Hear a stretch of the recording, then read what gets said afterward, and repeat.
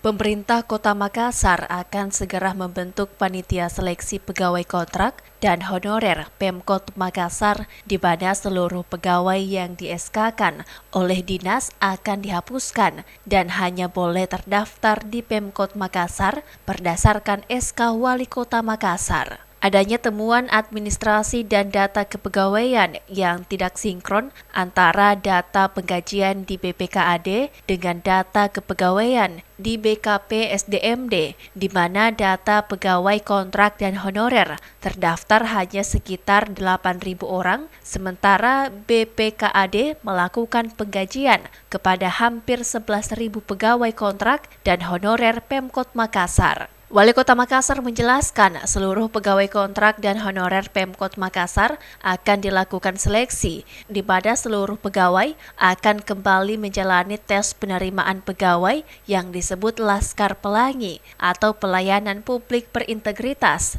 di mana telah dipetakan sesuai dengan keahlian pegawai, mulai dari bidang ekonomi, kesehatan dan sosial, dan seleksi akan mulai dilakukan pada Desember 2021. Memang banyak itu, saya belum dapat laporan. Ini kan inspektur yang baru kan, ini sementara saya lagi segarkan juga di situ, karena agak di situ, agak tidak berjalan baik selama ini. Wali Kota Makassar juga menyebut seluruh tenaga kontrak lama dan tenaga kontrak baru akan mengikuti tes di mana secara transparan dan adil dalam seleksi tanpa membedakan tenaga kontrak lama dan baru dengan jumlah kota tenaga kontrak sebanyak 10.000 orang. Ira, Fajar TV dan Fajar Radio melaporkan.